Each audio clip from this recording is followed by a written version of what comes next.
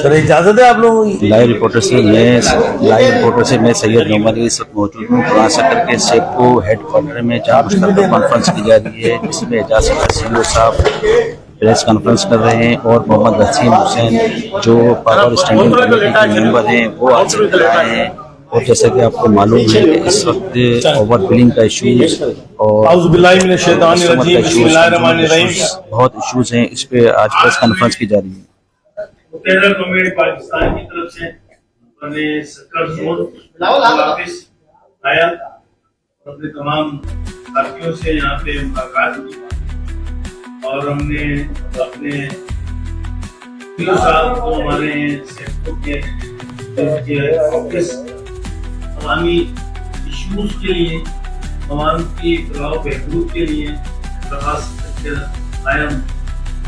और यहाँ पर बैठकर हमने अपने तमाम सेक्टर के अफसरान से एक टीम वर्क में हमारे उनके जिम्मेदार ने एक टीम वर्क पहले भी था, मजीद उसको मजीद मुस्तहकम मजबूत बनाने के लिए हम आए। आने का मकसद सिर्फ आवाम की तर्जुमानी करना था। जिस तरह हमने हैदराबाद हेस्को कंपनी के अंदर हमने मिनिस्टर साहब की अप्रूवल से, फेडरल सेक्रेटरी की अप्रूवल से हमने अवामी खुली कचहरियां लगाई और हेस्को कंपनी के अंदर हमने खुली कचहरियां उसके इनेकाज से कंपनी को फायदा हुआ।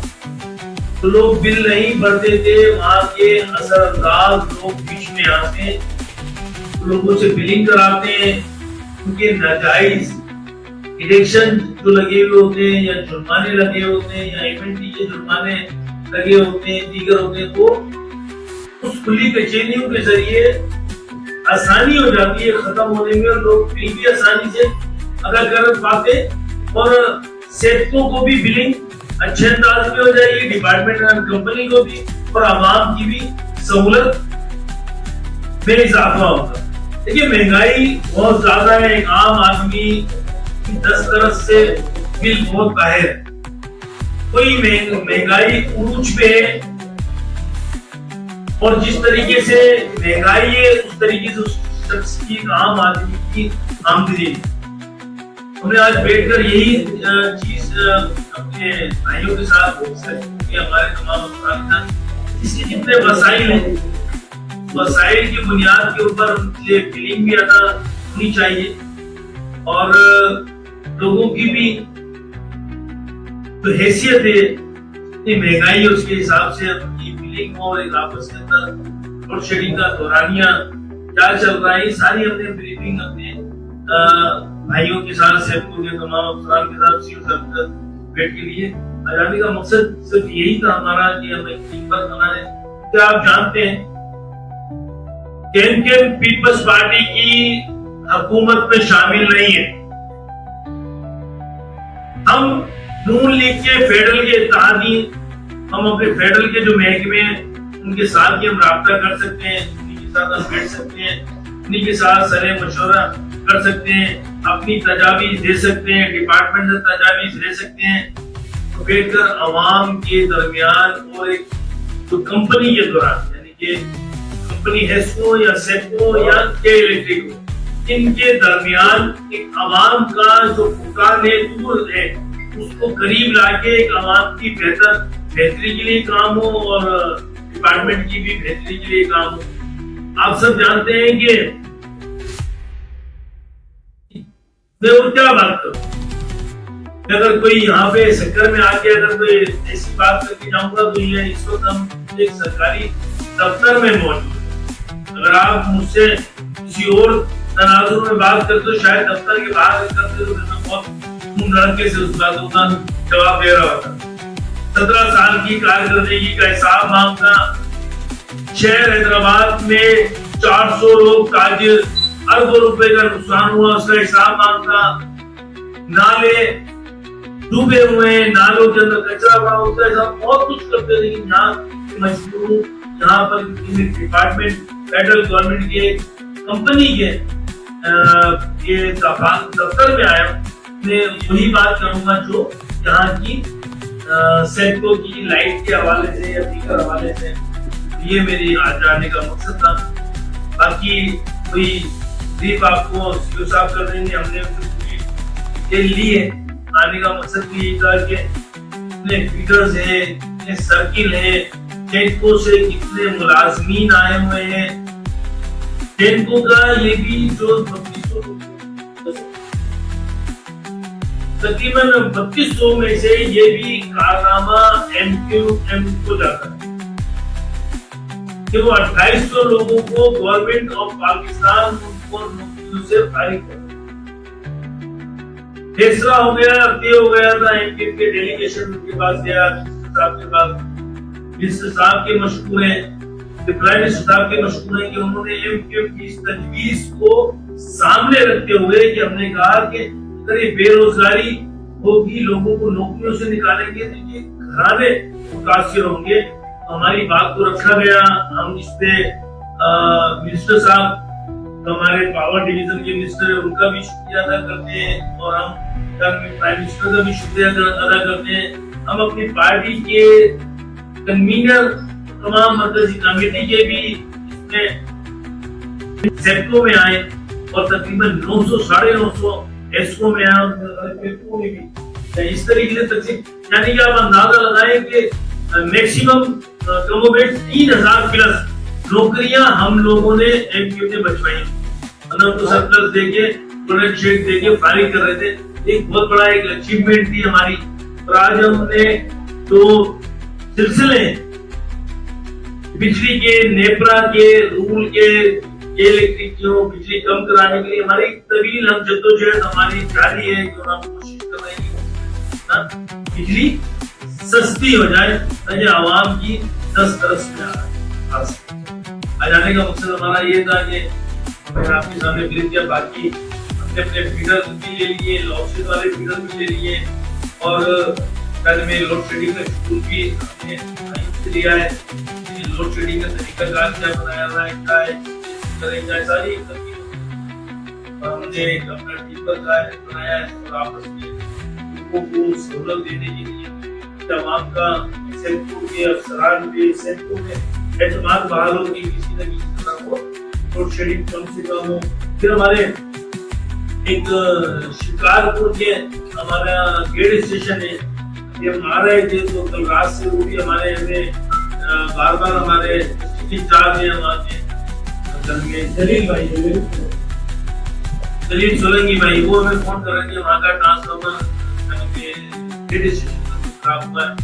हमने सीओ साहब से बात की है कि सीओ साहब जल्द से जल्द को बहाल करें ताकि लोगों का जो भी बोर्ड पे रहने वाले किसान को सबकी हौसला सबकी अप्रिशिएट करूंगा। उन्होंने कहा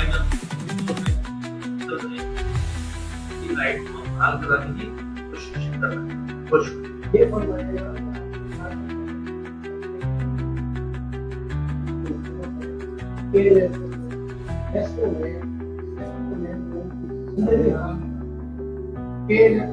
करोड़ों रुपए डिरेक्शन लगाए हैं, एसपो ने करोड़ों रुपए डिरेक्शन लगाए हैं।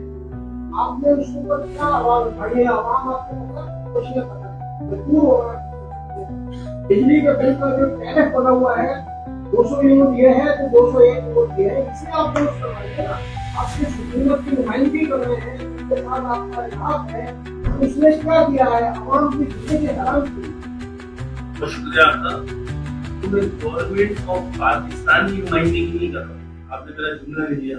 एमक्यूएम पाकिस्तान की नुमाइंदगी कर रहा है, एक बात। दूसरी बात ये, मैं यहाँ पर आने का मकसद था कि एक टीम वर्क अपने यहाँ के लोगों का, जो हमारा डिस्ट्रिक्ट है, जोन है, उनका एसओपी टीम का एक कोऑर्डिनेशन बना सकूं। अब इनके कोऑर्डिनेशन का मसला यही है कि यहाँ के मसाइल जो आवाम के सेक्टर के आवाम के मसाइल होंगे, लोड शेडिंग के मसाइल होंगे, डिडक्शन बिल के मसाइल होंगे, ट्रांसफार्मर के मसाइल होंगे या मेंटेनेंस के, इन मसाइल को हल कराने के लिए रहा तक जहां तक 200 यूनिट और 201 यूनिट की बात है, तो आप साथी हैं, हमारे भाई हैं, आप देखें तो वहाँ की जो असेंबली की जो कवरेज करते हैं, असेंबली की जो कवरेज करते हैं उसमें आप देखिए हमारी तकरीर भी देखिए और स्टैंडिंग कमेटी के अंदर बैठकर हम इस इश्यूज के ऊपर लड़ रहे होते हैं, तो आप कवरेज वहां से मालूम कर सकते हैं कि हम कितनी आवाज बुलंद कर रहे हैं कि 200 मैंने कहा ना कि यहाँ पर 200 यूनिट और 201 यूनिट के बाद उसके जो चार्जेस डाले वो आवाम की दस्तक से बाहर है, वो आवाम नहीं कर सकती। इस मुल्क का अलमिया यही है कि हम IMF से कर्जे लेते हैं, वो कर्जे लेके हम सूद में या करप्शन की नजर हो जाते हैं हमारे। और आपको भी पता है कि तन मन सलीमुल्लाह कलीमुल्लाह कलीमुल्लाह सलीमुल्लाह फेडरल गवर्नमेंट के अंदर क्या चल रहा है, यही तो चलता है आज तक। पाकिस्तान के बनने से लेके आज तक हमारी मजबूरी ये है कि हमारे पास इतनी इक़्तिदार में इतनी सीटें नहीं है कि हम अपना वज़ीर आज़म बना सके या हम अपने वज़ीर आज़म बना सके और हम अपनी साथी तौर पे पॉलिसी बना सके। हम आवाम की भी बात कर रहे हैं। मैं कोई फेडरल गवर्नमेंट का मिनिस्टर नहीं हूँ, फेडरल गवर्नमेंट का मिनिस्टर, मैं एक मेंबर नेशनल असेंबली हूँ। तो हैदराबाद से आपके शहर में आपके लोगों के लिए यहाँ पे आके बैठो और आगे अवाम की बात करो, अवाम की नुमाइंदगी करने की बात करो, क्योंकि मेरा यहाँ पे इतना मजबूत, यहाँ मेरा ना कोई MP है ना कोई यहाँ MN है, इसलिए मुझे वहां से चल के यहाँ आना पड़ा। आप लोग मुंतखब करा दीजिएगा, यहाँ के लोग यही की तर्जुमानी करेंगे आइंदा साल, और इंशाल्लाह वो वक्त दूर नहीं है कि यहाँ पर बैठकर इंशाल्लाह इसी शहर का नुमाइंदा आने वाले वक्त को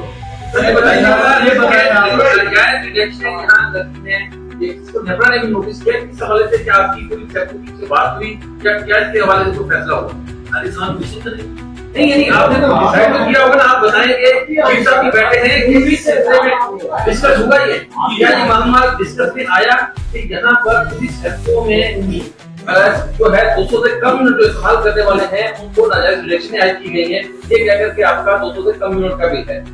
इस हवाले से क्या 200 यूनिट से कम, अगर किसी का 200 यूनिट से कम मिला रहा है तो एक मामले के तहत जो है वो जो है वो डिटेक्शन लगाई जा रही है। इसमें 2000 रुपए अलग अलग मरलों में जो लगाई जा रही है, इस बात की सलाह दी जा रही है कि आप चलाए वो आपका बैलेंस पूरा करने के 200 यूनिट से कम चलाने वाला स्टोरेज हमने बता सारे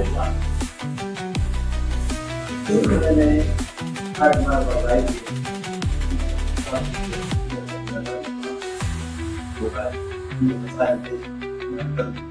इसके अलावा भी हम ये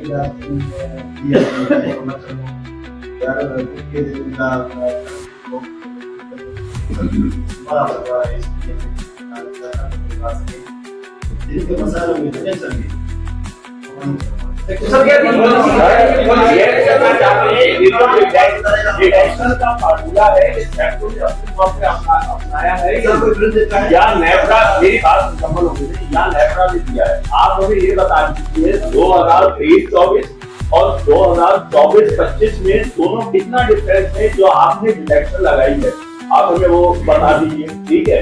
तीसरा एक आम सवाल ये है कि थोड़ी भी हवा चले तो 10-10 दिन से लाइट बंद कर दी जाती है कि तार गिर गए, क्या सालाना यहाँ पे मेंटेनेंस नहीं होती है तो किन बुनियादों पे होती है जो आप बताते हैं कि तार गिर गए 10 घंटे के लिए लाइट बंद होती है। और आपने एक बात बोली कि 150 अफराद का मसला हल किया है, वहाँ एक आदमी का मसला हल हुआ है, सिर्फ किसने करके दी गई थी वहाँ पे, और फिर इसकी आपकी इन्वेस्टिगेशन भी कर रहे हैं। ये सवाल में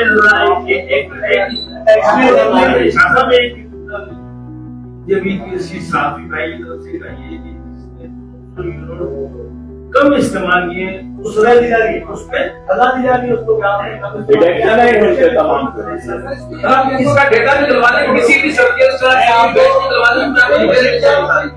वसीम साहब एक बात वसीम साहब मेरे पास वो बिल मौजूद है।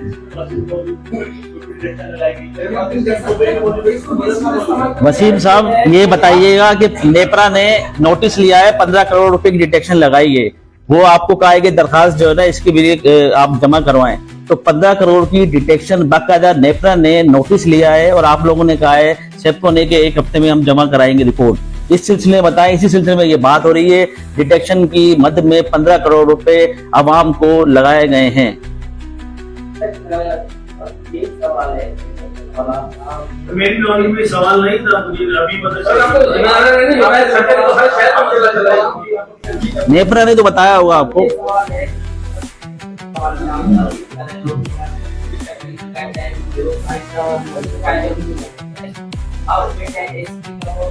लोग भटक रहे हैं, जारी कर रहे हैं,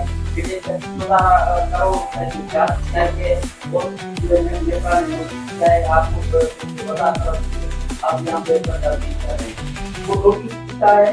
जैसे आप अपना एक सवाल है, ये सवाल है कि 166 जो किलो थे लोड शेडिंग में वो 2020 अक्टूबर आई थी, लेकिन अभी वही जो है लोड शेडिंग हो रही है, ऑनलाइन क्लासेस भी आ रही है और उसके साथ साथ जो लगाए जा रहे हैं, प्रेडिक्शन भी लगाए जा रहे हैं।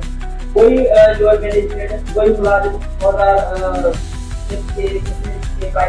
आप जाने के बाद लाइन लगा पड़ रही है कि लोड शेडिंग क्यों थे, वो क्यों जो है नाम कहा जा रहा है, तो प्रेडिक्शन लगाई जा रही है, लोग परेशान हैं।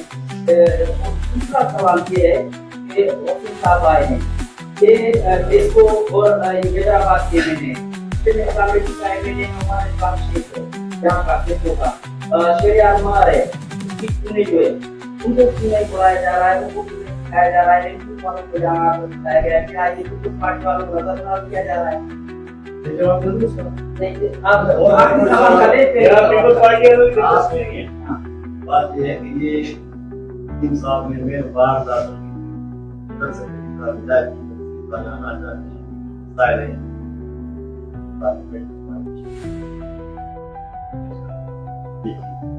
दूसरे किसी एमएलए साहब ने मेरे साथ रब्ता नहीं किया कि मैं ये आना चाहता हूँ,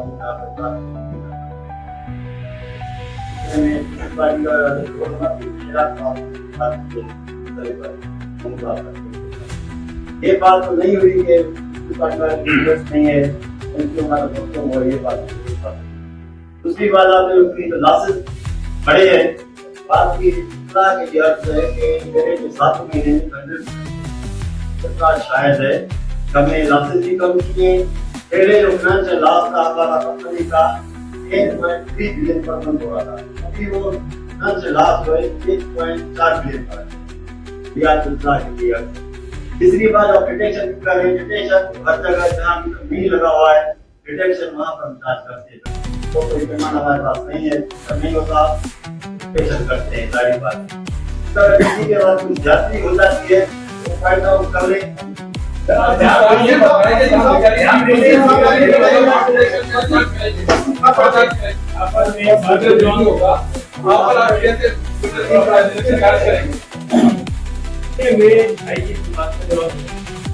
मेरे पहले भी कहा था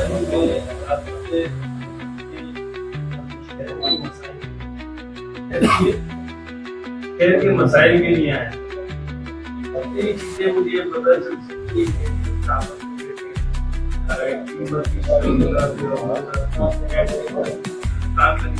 ऐसा नहीं है कि जियो साहब ने मुझे बुलाया है, मेरा दर्द था, मेरे पेट का दर्द था, कि अपने लोगों का दर्द था, कि अपने लोगों के नहीं आएगा। अगर किसी और को दर्द है वो भी आए, वो भी अपने लोगों के मसाइल हल कराने के लिए बात करें। सिंपल सी बात है, हम ना किसी के सीओ साहब ने मुझे दावत नहीं दी, मेरी गर्ज थी, मेरे सीओ साहब ने बताया मैं अपने सेक्टर के जो लोग हैं तो कोई भी जमान को तो किसी मसले कोई भी उनकी मसाइल के लिए आगे बैठा हूँ अपने हल करने के लिए। जहाँ तक बहुत सारी ऐसी चीजें जो मैंने कहा कि मैं सरकारी दफ्तर में बैठकर नहीं कर सकता, हाँ शायद आप बैठे तो मैं बहुत सारी बातें हम खुल के भी कर लेते, लेकिन यहाँ पे क्योंकि लालच नहीं है, यहाँ पे बैठ के किसी को तनकीद करूंगा तो मुनासिब रहेगी। मैं तो सिर्फ अपने आने का मकसद ये था, मेरे सीओ साहब से यही कहा था कि मेरे सीओ साहब ने यही कहा था कि ब्रीफिंग के हवाले से रखें, जब आए किस लिए यहाँ पे लोगों के मसाइल के लिए। अब जो चीजें हमें पता चली हैं तो हमने यहाँ आज आके ली है, उसको बैठ के डिस्कस करेंगे ना भाई। उसको बैठ के डिस्कस करने के बाद जो जो इशू आपने बता दिया कि बहुत बड़ा इशू है, जिन्होंने जिसके चार्ज नहीं उसके बड़े टेंशन लग रहा है। आपको पहले यहाँ मीटिंग करना तो पहले वसीम साहब आप ये बताएं, वसीम साहब आप ये बताएं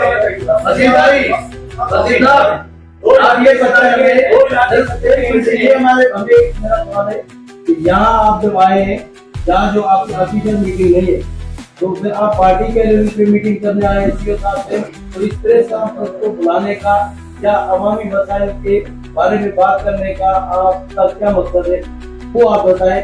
आप कह रहे हैं कि बार बार कि मैं अनऑफिशियल मीटिंग का आया हूँ सिर्फ अपने लोगों की मसाइल के लिए, अपनी पार्टी के मसाइल के लिए, और आपने इतनी प्रेस कॉन्फ्रेंस बुलाई है, तो वो किस लिए बुलाई गई है? अवामी इश्यूज के लिए या अपनी पार्टी के लिए बुलाया है? इसी के साथ चलिए इसको ऐसे कर लेते हैं। कोई आपने अवामी मसाइल कितना हल कर पाएंगे? आप अपने अगर हल करेंगे जो सिस्टम के अनुसार है क्योंकि अभी कोई बात हो रहा है। दादा मैं पहले भाई के सवाल के जवाब दे दूं। भाई फॉलो में सवाल करने वाला तो देखिए ना आप आज इसको ऑप्शन समझे या ना सुने मेरी बात। देखिए ऑप्शन का एक तरीका क्या है सुन लेना। आप ये सवाल करके मुझे सवाल का मौका दे रहे हैं, जवाब का मौका देने वाला। हमने अपने फेडरल सेक्रेटरी से बात किया, जो साहब उनसे डायरेक्ट किया, उसने कहा कि सरकार की लोगों की उसके लिए पावर की स्टैंडिंग कमेटी का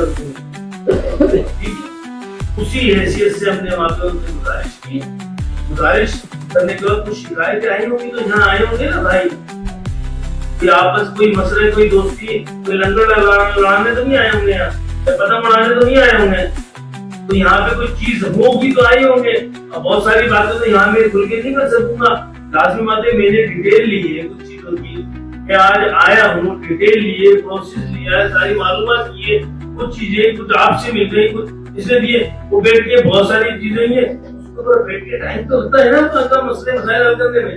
या एकदम हो गया ये 17 साल से आपने पूछा 17 साल से तो पीपल्स पार्टी की गवर्नमेंट है उसने मसाइल हल कर दिए। मैं सुने अपनी सुने मेरी, मैं तो भाई एक एम नहीं हूँ, मैं तो अपने यहाँ की शक्कर की आवाम के लिए आया हूँ। शक्कर की आवाम के अंदर आने का मकसद ये था कि मैं अपने लोगों के इश्यूज को हल कर सकूं। आप लोगों के शक्कर की लोग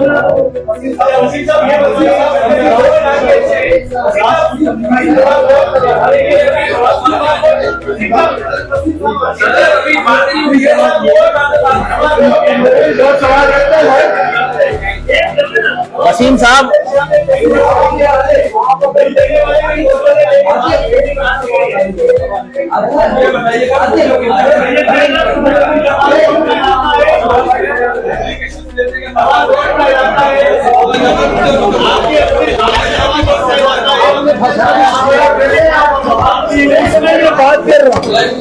साहब वसीम साहब सवालात बाकी हैं, मुझे ये बताएं ट्रांसफार्मर एक वसीम साहब एक अहम सवाल है, एक अहम सवाल वसीम साहब एक अहम सवाल सुने, मुझे ये बताएं एक सवाल से सिर्फ एक अहम सवाल ये बताएं वसीम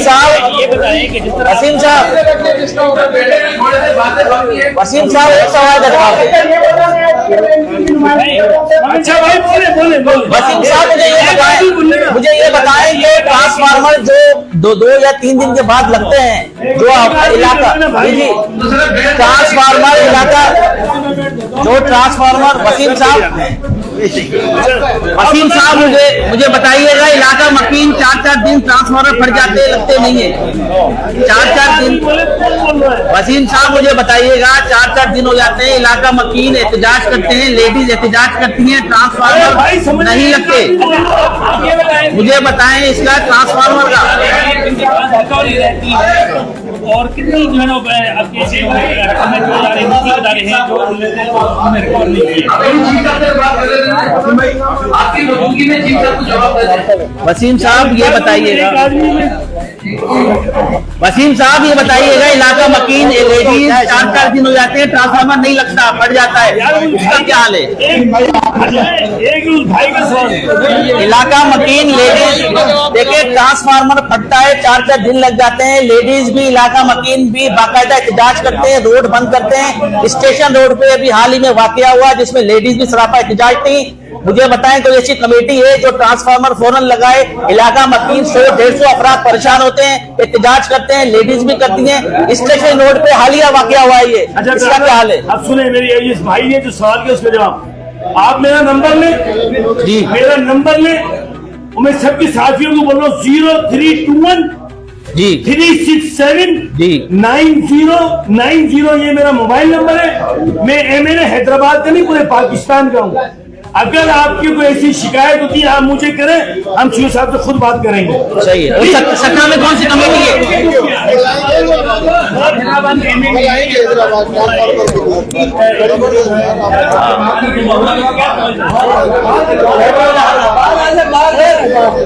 लिया था।